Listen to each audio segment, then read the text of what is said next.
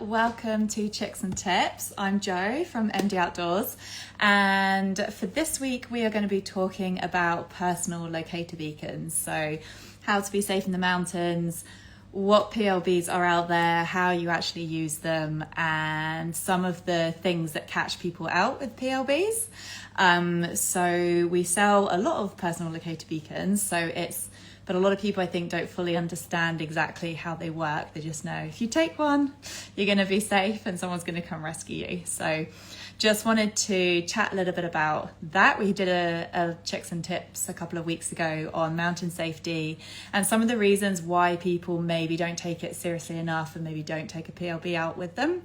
And if you don't, like how that might affect not only yourself, but other people around you, friends, family, and search and rescue, and the amount of resources that might be used to rescue you. So we do sell a lot of these. These are personal locator beacons. There's lots of different types out there. We stock the ACR ResLink ones. They are one of the best ones out there. A personal locator beacon, or PLB, is one of those pieces of kit that is quite expensive. So you're looking at $500, $550, $580 for this piece of kit, but it's probably the most essential piece of kit that you should ever need if you're going out anywhere remote, anywhere by yourself or with other people, that there's one person in the group at least that has this, and when you're all together and no one's going off on their own without one of these. So I just wanted to talk to you a little bit about how they actually work. So with PLBs, they send off an emergency distress signal when you set them off. A lot of the models out there are GPS enabled, which means that they can send your exact GPS location. And when you want to set this off is if you're in a life-threatening situation, or if you're lost, if someone is really ill and you're not safe, then it's always best to set one off if you're in danger. If you're in an emergency, then not set one off, and just wait and see what happens. So with these, you get quite a lot of them are also buoyant, so they are great for using out in the water. So again, if you're going out and you're paddling on your own, or you're going out somewhere quite remote on the water, then these will still work out there. If you drop it in the water, they will float and they will still work. So really, really great piece of kit. So with your lifespan on one of these, you're looking at the battery life of between 5 to 10 years, depending on the model that you get, and some of the battery life varies within that. So once you've bought one of these, $500 and something, you would then have that charge of having to replace the battery later down the line, when your batteries run out. And there's a few authorized dealers, then places that can do that for you. And replacement fee could be $200 to $300 to replace the batteries. So there is a little bit of cost to it, but once you've bought it, that's the only cost that you're going to have. There's no sort of ongoing subscription that you're going to have. And search and rescue is free in New Zealand. So if you did set it off intentionally or accidentally, there would be no cost for your rescue, whether that's with a helicopter or a coast guard if you're out on the water. So one of the biggest things once you've bought this is to make sure that you register your distress contacts. So you can set 2 or 3 contacts up online. So you register your beacon number and the details of those people. And then if you're going on a trip, it's really important that those people know where you're going, what you're doing, when you're expected back. So if you did set this off, they would get contacted by RCC New Zealand. So that's the Rescue Coordination Centre. And they'll be asking, where have they gone? What are their intentions? Are they on their own? And gather a bit more information. So it's really important that those people know that, and that you've registered your PLB and have got some contacts on there. Sometimes if you haven't registered them and you set it off accidentally, then you might get some emergency response turning up unexpected when you didn't need it. So once you've registered those people, if you were to ever borrow a PLB or hire one out, then you need to make sure that those people know where you're going and what you're doing. So in terms of how you actually use it, so if you're out and about and you did get to the point where you were in a life-threatening situation and you needed to set one of these off, what you need to do is because they send out a signal, a satellite signal, you need to have really clear access to the sky. You need to be in a clearing where you can see blue sky, and then you need to set off the antennae. So with a lot of them, you can kind of see how they look like here. This is a test one, so don't worry, I'm not going to set it off. You've got a little T button which tests your battery, which you don't want to do too often because that will then drain your battery, but you do want to do it and make sure that it's working. You would lie this flat in an open space, flick out your antennae like this so that can point straight up to the sky and get a really nice clear signal. And then you'll have a button there that's really clear of how you set that off. You would then just leave it there. A lot of them have an infrared signal, so there's a little button you can see here. So this would flash to show you that it's sending out the signal. On this model, if it flashes green, it's sending out your exact GPS location. If it's flashing red, it would be sending out it might have lost GPS signal, but it would be sending the GPS signal, that the GPS location that it last found when it flashed green, and it would still be sending out signal. So then you would just leave it there and you would wait for emergency services to turn up. If you were to see the helicopter coming, you don't want to turn it off. They might not be able to land. You just want to leave it there until someone authorized tells you that it's time to turn it off.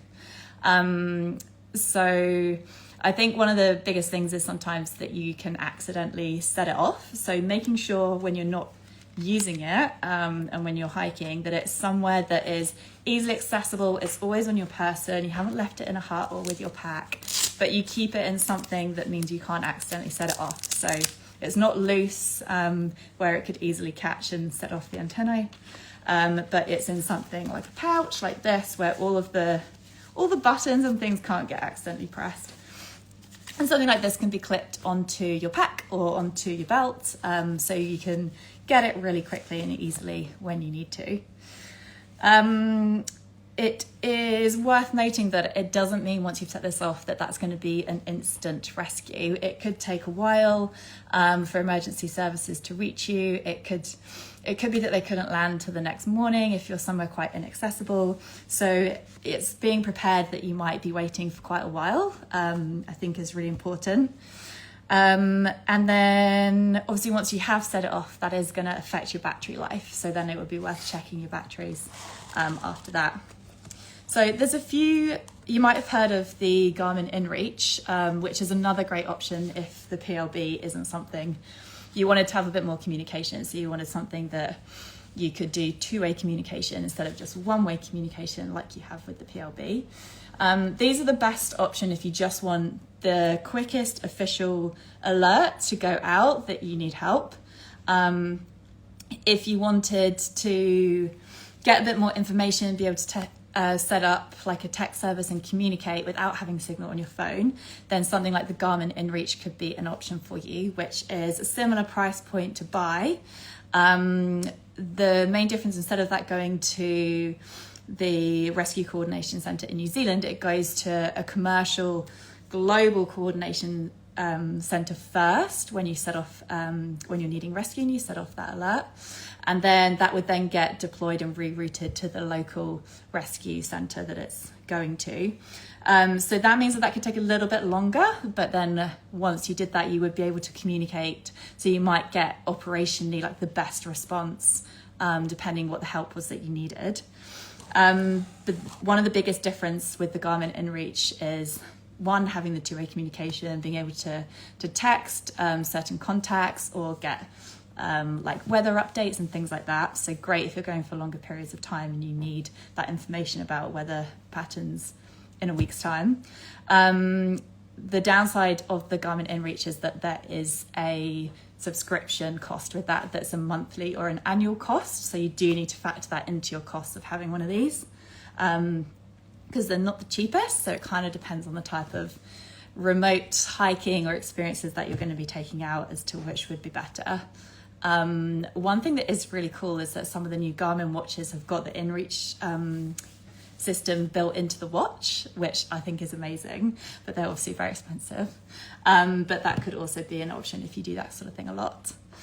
A couple of things that people ask us is around using them overseas. So with PLBs, you can use these overseas. There is no charge in terms of setting one of these off globally. However, there may be a local charge depending on the country that you're in as to whether or not there'd be a cost for the search and rescue team to come out. So it's always worth checking that depending on the countries that you're going to. And it depends how long you're going to be overseas for. If you're going to be basing yourself overseas somewhere for a year using your PLB, you'd want to update your distress contacts to someone locally and get it re-registered in the country that you're in. However, if you're just going on holiday, then keeping it registered in your home country is probably the best thing that you could do, but they will still work and they will still be able to send that emergency distress signal in any country, which is really cool. So yeah, those are probably the main things that people ask us about these. So one of the biggest things is making sure you've registered it. The battery isn't going to expire, so when you buy it, check, like doing a little calendar reminder for when the batteries might expire in 5, 6, 7, 8, 9 years time. Making sure it's somewhere accessible on you when you're using it. And also when it gets to the end of its life and you want to dispose of it, that is actually a time when accidental set-offs happen a lot. When you might go and throw it out and try and dispose of it and then it gets set off. So that is something that does happen. But there's so many times where these have been set off like by accident, or you might have lost it when you're out and about, and if you've got it registered and you've lost it whilst you've been out on the mountain, it's going to get handed in to the local police station. It's always going to find its way back to you because of your contact details registered online. So yeah, so anyway, if you haven't got yourself a personal locator beacon, I highly recommend grabbing one, making sure that one of you in your party has got one so you can be nice and safe out on the trail. And I hope that's helped answer some questions that you might have about how they work and how you use them and how you look after them. Cool, and I will leave it there and we will see you next time for Chicks and Tips, and thanks for tuning in.